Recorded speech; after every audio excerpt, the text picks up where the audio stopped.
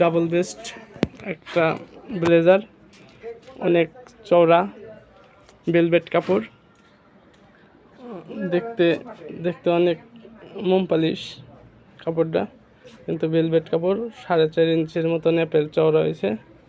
এই যে নিচে রাউন্ড বাটন একটা, নিচে একটা বাটন বানানো, বাটন কাপড় দিয়ে বানানো হয়েছে।